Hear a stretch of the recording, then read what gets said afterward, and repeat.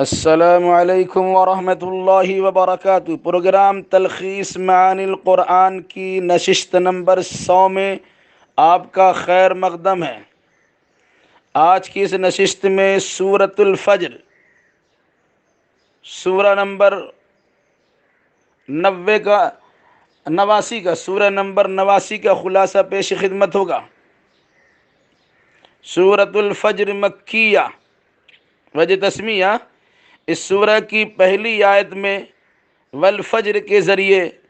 فجر کے وقت کی قسم کھائی گئی ہے، اسی مناسبت سے اس کا نام الفجر رکھا گیا۔ زمانہ نزول یہ سورہ مکی ہے اور مضمون سے اندازہ ہوتا ہے کہ مکہ کے وسطی اور درمیانی دور میں اس سورہ کا نزول ہوا ہے، جب مشرکین مکہ اہل ایمان کو ظلم و ستم کا نشانہ بنا رہے تھے۔ تعداد آیات اس سورہ میں 30 آیتیں ہیں۔ مرکزی مضمون انسانی معاشرہ کی چند اخلاقی خرابیوں پر روک لگائی گئی ہے اور جزا و سزا کا تذکرہ کر کے عمدہ اخلاق بنانے اور برے اخلاق سے باز رہنے کی تلقین بھی کی گئی ہے۔ آیت نمبر 1 سے 5 میں فجر 10 رات، جفت و طاق رات، رخصت پذیر رات یعنی گردش لیل و نہار کو عقل مندوں کی رہنمائی کا سامان بنا کر مدبر کائنات کی ذات بابرکات کو پہچاننے کا حکم دیا گیا ہے۔ آیت نمبر 6 سے 14 میں دنیاوی شان و شوکت اور زور و قوت کے گھمنڈ میں مبتلا قوموں کی تباہی و بربادی کا تذکرہ ہے۔ قوم عاد، قوم ثمود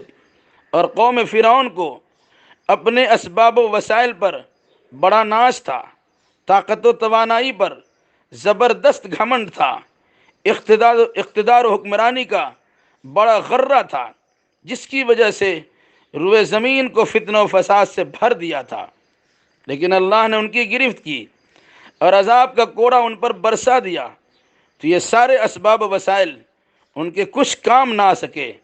اور اپنی طغیانی اور سرکشی کے سبب تباہ و برباد کر دیے گئے۔ آیت نمبر 15 سے 20 میں انسان کی آزمائش کا تذکرہ ہے۔ اللہ تعالیٰ کسی کو عزت و ذلت دے کر آزمائش میں مبتلا کرتا ہے، کبھی روزی میں تنگی کر کے آزماتا ہے۔ انسان عزت و ذلت کا اقرار تو کرتا ہے مگر عطا کردہ عطا کردہ مال کو خرچ کر کے شکر گزاری نہیں کرتا ہے، بلکہ یتیموں کو دھکے دینا، مساکین کو کھانا کھلانے پر نہ ابھارنا، میراث کو ہڑپ کر جانا، مال جمع کر کے گل چھڑے اڑانا وغیرہ ان کا شیوا بنا ہوا ہے۔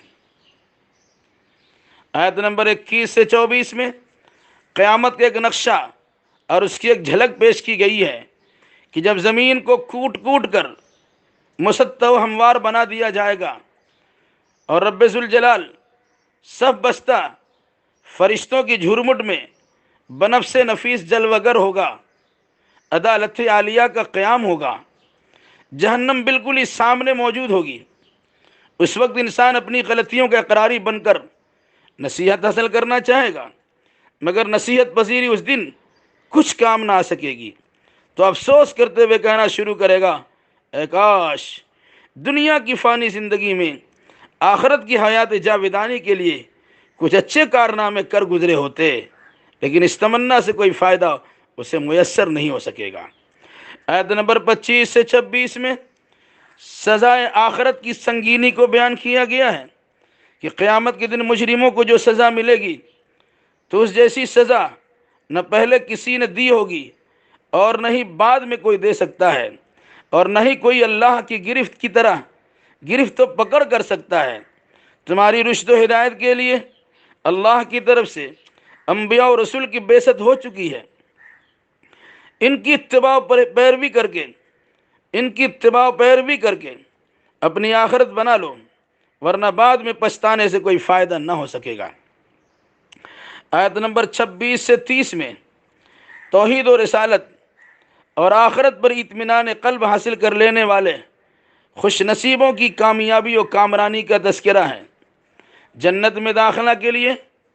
ابدیت میں شمولیت ضروری ہے۔ کوئی انسان اس وقت تک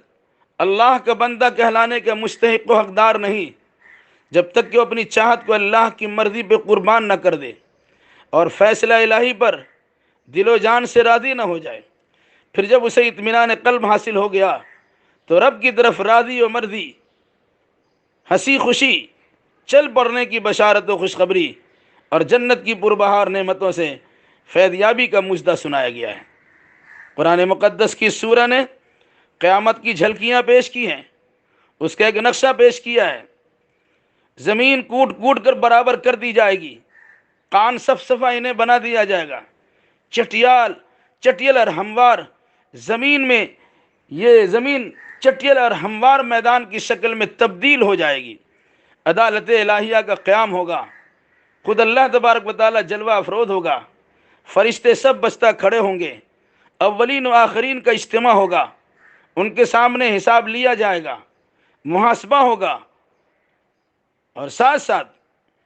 انسان اپنے بارے میں فیصلہ سن کر یا اپنے نامہ اعمال کو دیکھ کر اپنی غلطیوں پر اور اپنی کوتاہیوں پر،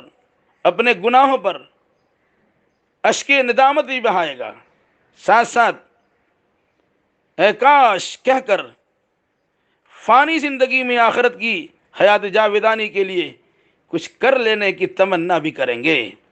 مگر وہاں کچھ ہونے والا نہیں ہے، چونکہ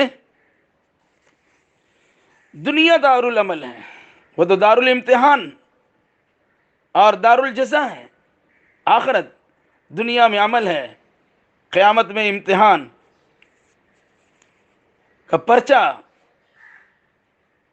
جانچا جائے گا۔ جو انسان پاس ہو گیا اسے جنت دی جائے گی،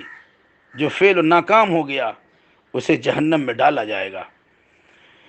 کچھ ایسے لوگ اللہ کے بندے ہوں گے جو اللہ تبارک و تعالیٰ کے فیصلے پہ راضی ہوں گے اور اس کے اندر نفس مطمئنہ ہوگا، اطمینان قلب سے حاصل ہوگا، وہ اللہ کے فیصلے پہ راضی برضا ہوں گے، دنیا کی تمام تر کلفتوں کو جھیل لیں گے، مشقت و پریشانیوں کو برداشت کر لیں گے، مخالفتوں کی مخالفانہ روش کے باوجود وہ ثابت قدم رہیں گے۔ تو ایسے انسان سے اللہ کے فرشتے اخیر وقت میں کہیں گے یا ایتھا النفس المطمئنہ ارجعی الی ربک راضیۃ مرضیہ وادخلی فی عبادی وادخلی جنتی۔ اس آیت نے ثابت کر دیا جنت میں داخلے کے لیے اللہ کے بندوں کی جماعت میں شامل ہونا ضروری ہے۔ ابدیت میں شمولیت باعث دخول جنت ہے۔ کوئی انسان اللہ کے بندہ ہونے سے انکار کرے گا، بندگی سے منہ موڑے گا، کبر و غرور کا، پندار کا اور گھمنڈ کا دل دادا بن جائے گا، تو وہ انسان جنت کی خوشبو نہیں سونگھ سکتا، جنت میں جا نہیں سکتا، جنت کا نظارہ نہیں کر سکتا ہے۔ اس لیے ابدیت کے ساتھ اللہ کا بندہ بن کر زندگی گزارنے کی کوشش کی جائے اور ساتھ ساتھ اللہ تبارک و تعالیٰ کے فیصلے پر راضی رہا جائے، ہنسی خوشی اللہ کی بات تسلیم کر لی جائے، تاکہ جنت ہمیں ٹھکانہ کے طور پر، آرام گاہ کے طور پر، آخری آرام گاہ کے طور پر، ہمیں رہائش گاہ کے طور پر دیا جا سکے۔ اللہ تعالیٰ سے دعا ہے الہی تو اپنے فضل و کرم سے اور خصوصی فیضان سے ہمیں اس دنیا میں شیطانی وساوس سے دور آیات قرآنی پر جان نچھاور کرنے کی توفیق ارزانی نصیب فرماتے ہوئے اس سے عبرت و نصیحت حاصل کرنے اور اس کے مطابق عقیدہ اعمال بجا لانے کی توفیق مرحمت فرما، آمین۔ والسلام علیکم ورحمۃ اللہ وبرکاتہ۔